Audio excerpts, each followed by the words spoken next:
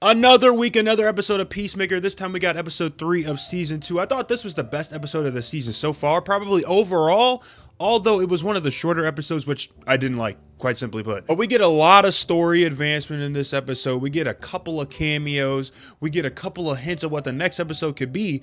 And I got a theory on what that universe is going to be, but I might save that for a totally different video. But let's get straight into it. Start this episode getting a little backstory, a little bit of lore about what happened to Rick Flag Sr. before he went to Court of Maltese. Turns out he was in cahoots, we'll put it like that, with Amelia Harcourt, which makes so much sense to why she's like, on Peacemaker. You feel what I'm saying? It's because you killed her friend, her boyfriend.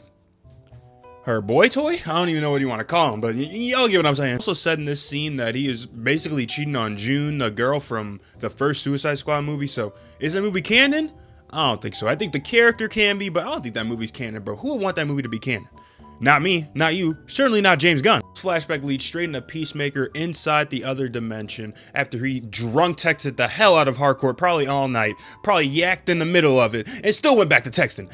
You a disgusting man, Peacemaker. I don't know how he texted her so goddamn much either. Like, didn't bro pass out at the end of the last episode? You're telling me he passed out, woke back up, and sent about 50 more messages? How was he able to send any of those messages? Bro was drunk as hell. Off the Bud Light. Don't think I forgot about that. How? The Bud Light? Really? That doesn't matter, man. That's not what's important. What's important is this eventually leads to Peacemaker heading to Harcourt's line of work, Argus.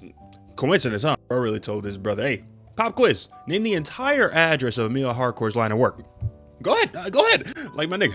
You are weird. That is weird as shit, gang. His brother does help him out, though. He tells him to just take his fucking peace cycle. Sick motorcycle, by the way.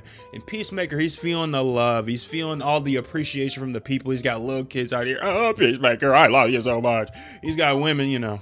They be doing their thing for him. You feel what I'm saying? Peacemaker's feeling the love, man. You can tell he's feeling accepted. You can tell he's with it. You can tell he's with all this energy. You feel what I'm saying? Best dimension ever. Or so he thinks. This is when we get our first major cameo of the season that wasn't spoiled already. I mean, we knew the Justice Gang was in this season. Rick Flag Jr.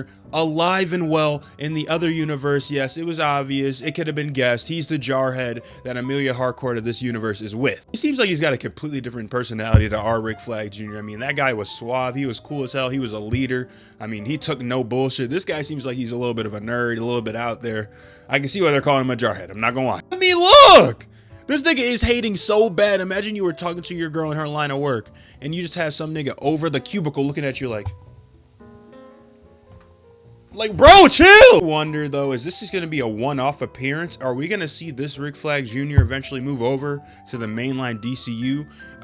Is he gonna interact with Rick Flag Sr. at all? Is Peacemaker gonna tell him that he met another version of his son? There are so many questions that can be asked just from this little cameo scene. It wasn't even that long, but it was cool seeing Rick Flag Jr. again, for sure. All just sets the stage for Harcourt to say, you want to get out of here? Let's go hang out. You feel what I'm saying? And they go and have a nice little day. They got some little hot dogs. They got some glizzies filled with extra mustard. God damn.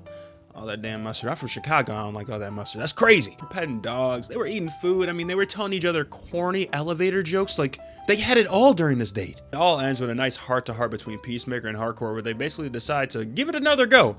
Or, well, they'll think about giving it another go. You feel what I'm saying? Even though you could tell that she wants to give it another go in that moment. Everything's looking fine. Everything's looking dandy. Then out of nowhere, a nigga explodes. Literally, a nigga explodes right in front of them. This terrorist group called the Sons of Liberty just show up out of nowhere claiming that they want to destroy all government officials and are going to bomb this place. So Peacemaker goes fucking John Wick, Assassin's Creed mode out of nowhere. Bro went full Taken Liam Neeson. He went crazy during this scene, bro. He had some of the most insane Peacemaker kills I've seen so far. Sometimes I forget that Peacemaker isn't just a marksman, that he's just proficient with every single weapon. So when he shoved those pencils in that dude's brain and, you know, turned it around at a 90-degree angle and corked it a little bit, I should have known he was going to be able to do that. You feel what I'm saying? Even though he was hanging down that bitch like he was Spider-Man, I was like, oh, okay. Peacemaker really liked this. He do this shit. No wonder they arrested this nigga. God damn. They had to. Peacemaker saves the day though. I mean, he gets the bomb out cleanly. No problems there. You feel what I'm saying? He murks about 10 people. Gotta get peace somehow. You feel what I'm saying? And he ends it all with a nice little thumbs up to Harcourt, who I know is absolutely adoring this. This is because this all ends with a nice little hug between Peacemaker and Harcourt where he just reaffirms to himself that this is the best dimension ever. Failed to mention that while all that's going down, Economos is out here getting pressed by Sacha Bardot about why he didn't say anything about the duck. I mean the eagle. I might be getting bird blindness at this point. Deadass, though, this exchange between Fleury, Economos, and Sacha Bardot was fucking hilarious. Great acting, great chemistry between the three of them, you could tell. It's well known at this point, man. Peacemaker keeps going back and forth in the QUC or whatever the fuck it's called, I'm not gonna lie. And they're taking more than notice at this point. They're going to use every single Argus agent that they got in the books right now, and they're going to go and they're going to try to get Peacemaker alive.